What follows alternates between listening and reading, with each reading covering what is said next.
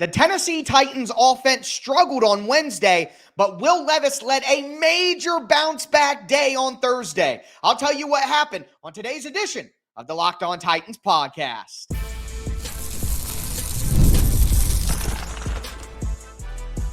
You are Locked On Titans, your daily Tennessee Titans podcast, part of the Locked On Podcast Network, your team every day.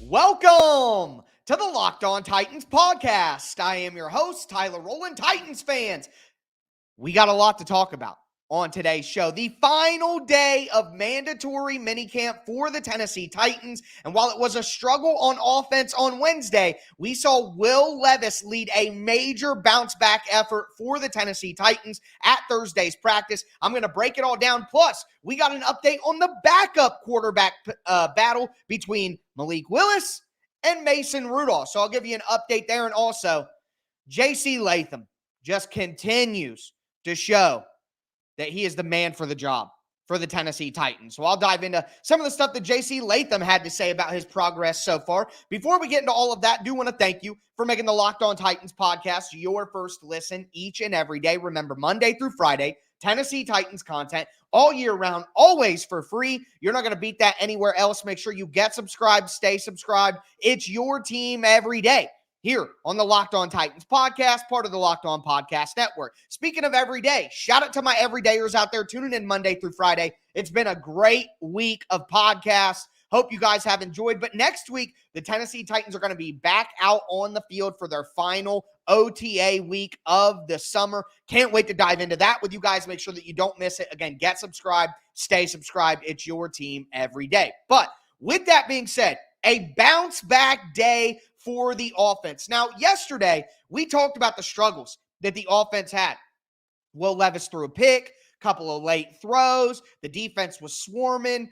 Denard Wilson really opened up the bag with the pressures in the red zone period. All of that made it difficult. And Brian Callahan talked about, hey, the reason I got Denard Wilson is because he makes it difficult on me as a play caller. So glad to see that that is happening for the Titans as well. And iron sharpens iron, of course. So the better that the defense is, the better it'll make the Titans offense, all of that. But on Thursday, we got a bounce back performance from the offense. They played much better in the periods that they had available to them. And according to Teron Davenport from ESPN, Will Levis had a nice back shoulder throw to Josh Wiley, more of a better catch for Wiley than a great throw, but a big gain on a back shoulder to Josh Wiley. That connection between Will Levis and Josh Wiley. I read you guys a quote of what Will Levis had to say about Josh Wiley earlier this week. My everydayers will remember their connection. Will Levis said that they've been hip to hip since the moment they came into the building as rookies. And I will continue to say, I think based on body type and play style, that Josh Wiley has a great chance to be the Titans' tight end one this year. Now, I think there will be a rotation with Chigakonkwo, Nick Van Nett, the veteran. There's going to be a rotation there, but either way, Josh Wiley and the connection with Will Levis just continues to show up, continues to show out. And I think that if Wiley can keep himself healthy here, great opportunity to be the Titans' number one tight end this year and maybe going forward. Levis also hit NWI on a diving catch, according to TD. Chigakonkwo up the seam had a catch, and it kind of reminds me of the I forget the exact game, whether it was the Atlanta game, whether it was the Houston game. It might have been that first Atlanta game where Levis hit Okonkwo. It was a little behind Chigakonkwo, but he should have caught it. He tried to run without it. I think it was right before halftime in that Falcons game, actually. But sounds like it was kind of a similar play. Levis was a little behind, a little late, but it hit Chig. Chig made the catch, turned upfield, big play.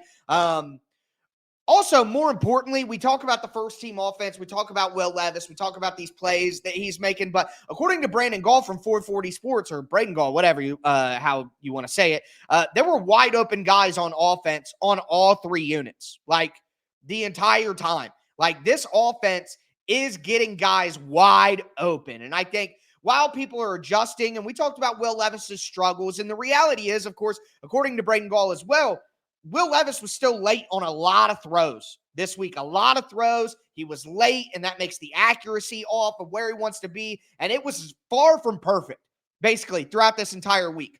But, and we'll talk about what Coach Callie had to say about that situation here in just a moment. But I think what's more important right now, because we talked yesterday about how it's going to take guys some time to gel. It's a brand new system, brand new coaching staff, brand new coaches, brand new players all up and down the roster. We're in mandatory minicamp in the early part of June. It's going to take some time for guys to see these plays. And I think a lot of it is, and Will Levis has talked about this too, that you got to rep these plays. This is the first, second, third time Will Levis has run any of these plays and seen any of these plays. So obviously it's going to take some time for him to get comfortable with the timing, with the rhythm, who's open against this coverage, who's open against this, where do I need to be at this time? All of that is going to take time to adjust. But the more important takeaway here is that Brian Callahan's offense is getting people wide open. And that's something that we didn't necessarily see a lot over the last few years. And here's Brian Callahan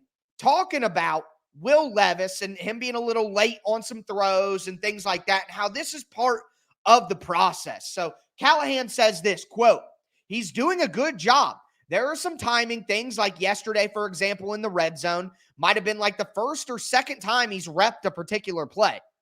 So it is all very new, and he's probably late on 2 or 3 throws down there on some new concepts he hadn't banked reps on. So the hope is that you point it out the first time and you say, this is the timing he needs to be at.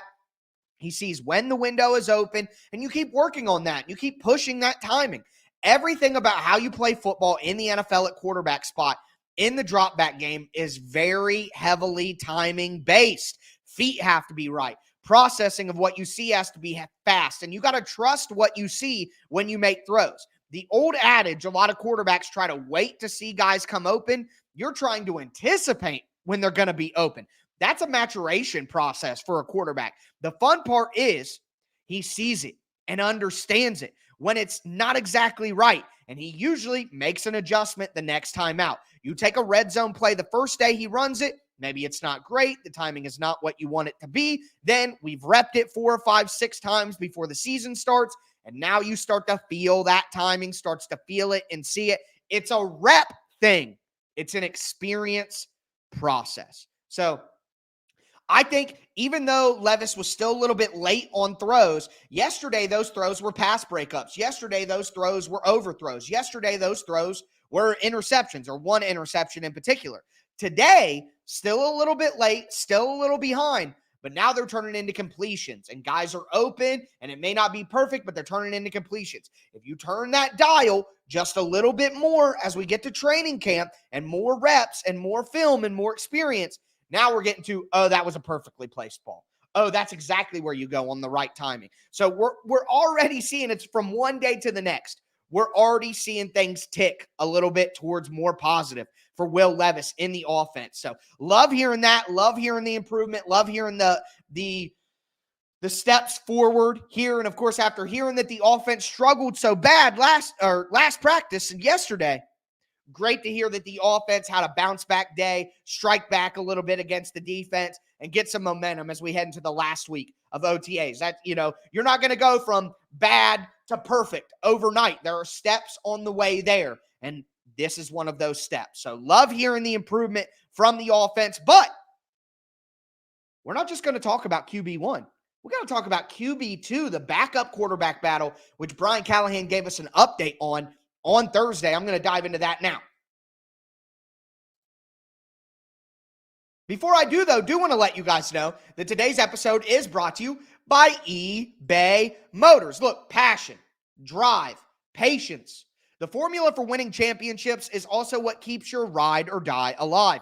eBay Motors has everything you need to maintain your vehicle and level it up to peak performance, from superchargers to roof racks to exhaust kits, LED headlights, and more. Whether you're into speed, power, or style, eBay Motors has you covered. With over 122 million parts for your number one ride or die, you'll always find exactly what you're looking for. And with eBay Guaranteed Fit, your part is guaranteed to fit your ride every time, or your money back. Because with eBay Motors, you're burning rubber, not cash. With all the parts you need at the prices you want, it's easy to make your car the MVP and bring home huge wins. Keep your ride or die alive at ebaymotors.com. Eligible items only. Exclusions apply.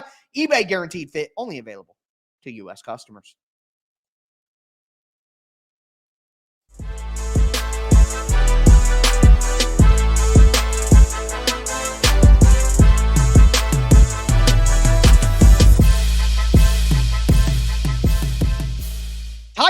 fans, let's continue today's breakdown of the last practice of mandatory minicamp for the Tennessee Titans. We've talked about the offense having a bounce-back day. Now I want to keep talking about that quarterback position, but move past Will Levis and talk about this backup quarterback competition going on between Mason Rudolph and Malik Willis. Before I get into it, I do want to thank you again for making the Locked On Titans podcast your first to listen each and every day. Remember, Monday through Friday, Tennessee Titans content all year round, always for free. Next week, the last week of summer off-season workouts, the Titans are going to practice Monday through Thursday.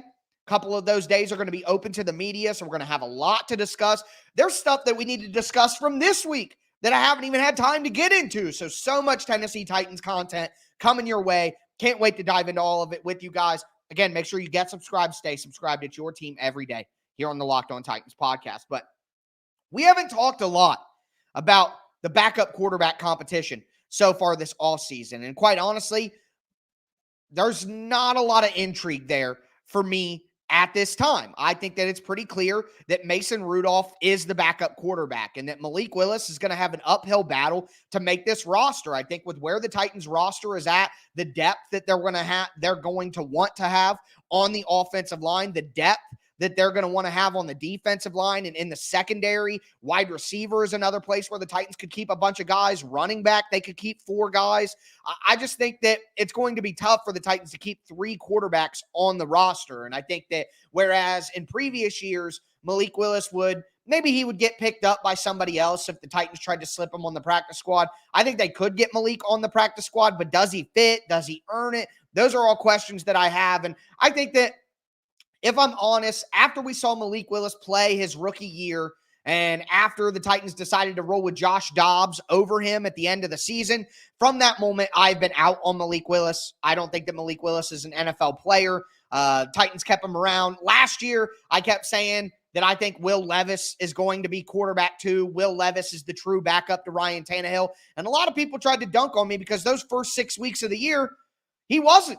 Malik Willis was QB2. But then when the money was on the line and the chips were on the table against Atlanta with Ryan Tannehill out, Mike Vrabel put Will Levis in. And I think that, that tells us all that we need to know. So I don't think that Malik Willis is going to really, truly compete for backup quarterback. And you hear the rumblings out of camp that Malik Willis has not played well. Malik Willis has clearly been the worst quarterback out of the 3. Mason Rudolph has had some days where he's looked better than Will Levis from what you hear. So, I just don't think that there's any way that Malik Willis is beating out Mason Rudolph for QB2. And I know the same people that were mad at me last year for not believing in Malik Willis are going to be the same people that are mad at me this year for not believing in Malik Willis. Well, all I can tell you is at least I'm consistent. And I consistently don't believe in Malik Willis after Mike Vrabel decided he was not going to believe in Malik Willis. And you can think up whatever insane reason that you want to for my motivations for not believing in Malik Willis. But all I'll tell you is it's the tape, the film, watching him play football, watching him be late. He's just not an NFL player. I don't know what else to tell you. Okay. But we did get an update from Brian Callahan on that battle. And of course, Brian Callahan kept Malik Willis in the competition. Callahan says, quote, "It's a competition. They're both going to get a fair shake at the QB2 job. We've been upfront with both those guys, telling them how this is going to work. They will split reps pretty evenly. They'll get a chance to play quite a bit in the preseason. That is usually where it separates in game action, when you really get the evaluation. Happy with where both those guys are at, just like any competition. There's going to be ups and downs. There will be days where guys come out and one looks better than the other.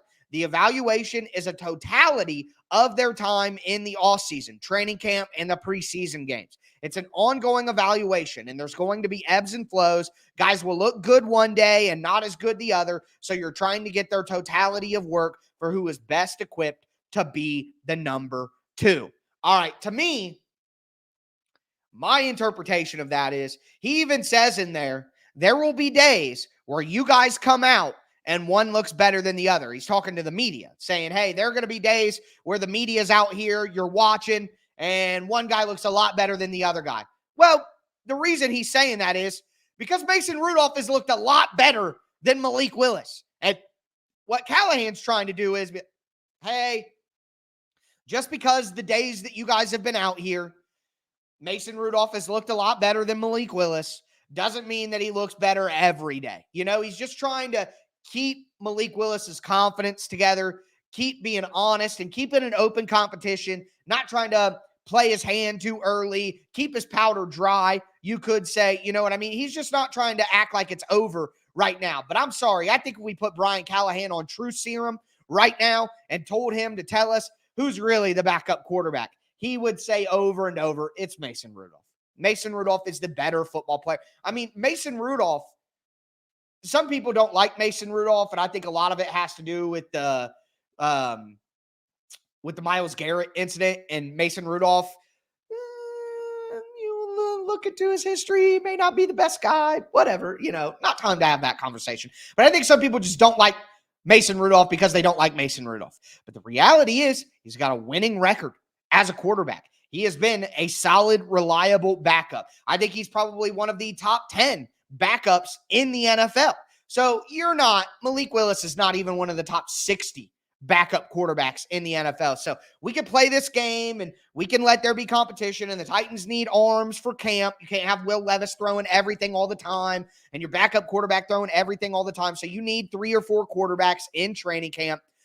So might as well let Malik Willis get those reps, let him get the experience. Maybe he moves on, he goes somewhere else. Maybe he hits the practice squad. And I like having Malik Willis on the practice squad because of his mobility. He can simulate a lot of the mobile quarterbacks that you're going to see throughout the NFL. I mean, is he as good as those mobile quarterbacks? No, obviously not. But what scout team quarterback is going to be as good as starting quarterbacks in the NFL? That's not how this works. So I like the idea of keeping Malik Willis around as a practice squad guy and a scout team quarterback. I think that would be a great move for the Titans. But come on now. There's just no way that Malik Willis is beating out Mason Rudolph for the backup quarterback spot. Just don't believe it. Let me know down below who you think wins the backup quarterback spot. But with that being said, I just got to give more love to J.C. Latham. As a guy who was on the fence about that pick, by the time that the pick happened, I liked it. There were other ways that I would consider going, but the more and more you hear from J.C. Latham, the more excited you have to get as a Tennessee Titans fan. But before we get into that, I do want to remind you guys that Locked On has launched the first ever national sports 24/7 streaming channel. It's on YouTube, and now it's also available on Amazon Fire TV. It's called Locked On Sports Today. Locked On Sports Today is here for you 24/7, covering the top sports stories of the day with local experts from Locked On. Plus, you get coverage of every single league from our national shows. Locked On NBA for the NBA Finals.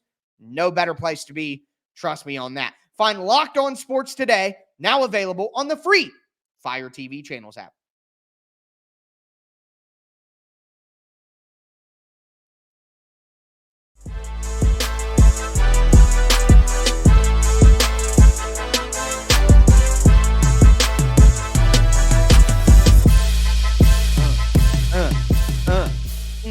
Titans fans.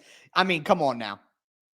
The music is fire. All right. Shout out the Locked On Podcast Network, man. The music is absolutely fire. But with that being said, we are going to cap off today's edition of the Locked On Titans podcast. I know you guys can't see me when the videos are playing, but I'm always back here jamming to the beat, man. Absolutely love it. Who's got better music than the Locked On Titans podcast? The new music, the old music, always fire. Anyways, moving right along. You can tell that it's the end of the week. All right, I'm fired up from the Titans football.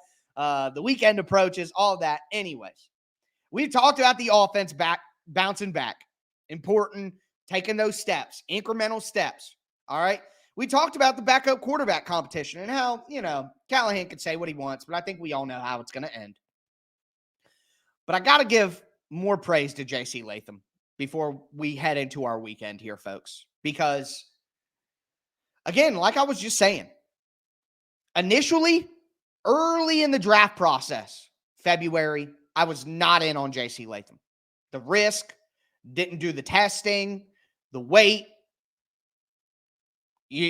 playing right tackle. Is he the answer? Alabama offensive linemen have a rough history in the NFL. So I was a little worried. No lie. I didn't think Latham would be a good option for the Titans. Then I dove into his film. And once I watched this film, I mean, it was hard to ignore the raw talent. And it was hard to ignore the way he absolutely manhandled guys every week. Like, it wasn't like, oh, here's a special rep. Check it. It's every rep. He's just stonewalling guys with his massive hands and his core strength. Like, I was off. I was off on my analysis. And it took me some time, and I had to dive deep into the tape, and I came out very impressed. All right. Now, I also admit, though, even to draft weekend, J.C. Latham at 7 with no trade down, there were other things that I like. I would have preferred Joe Alt. I would have preferred Malik Neighbors. I probably would have went with Roma Dunze at the time.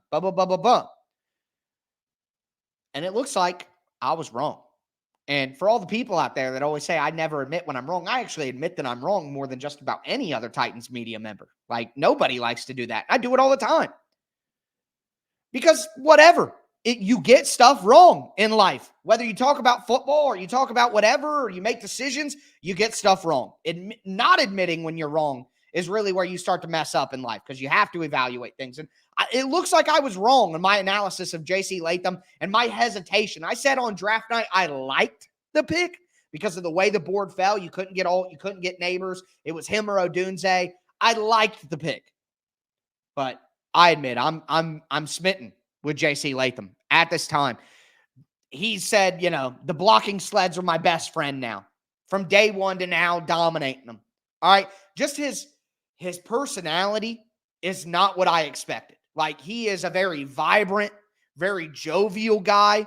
He walks that line of, hey, I'm out here having fun, and my personality and being around me makes other people have fun, but I'm not unserious. I'm not a class clown type guy. He's not a class clown by any means. You could tell there's a big difference between his positive attitude and then what I would consider like class clown behavior. You know what I mean? He's not like going out of his way to make these jokey jokes. He's just in a good mood, being a positive person.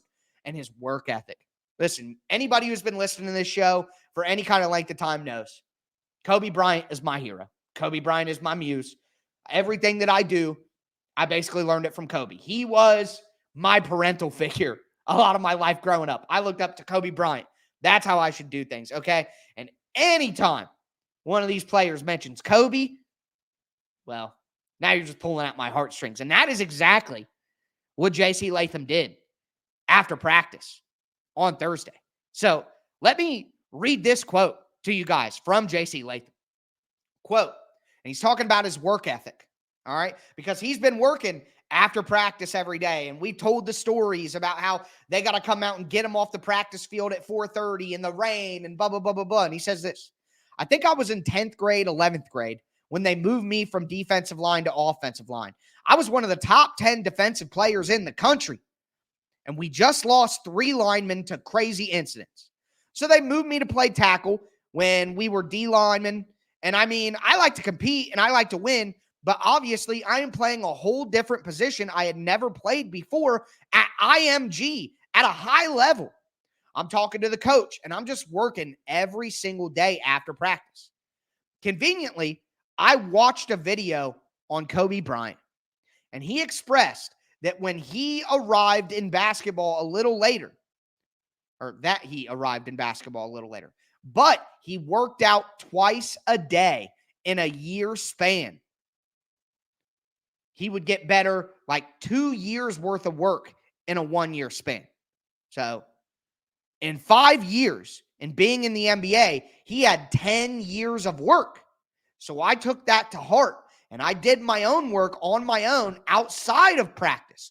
I will get better twice as fast. So since high school, that's something I kind of adopted. To think that some people compared him to Isaiah Wilson. How ridiculous and lazy, man. Insane.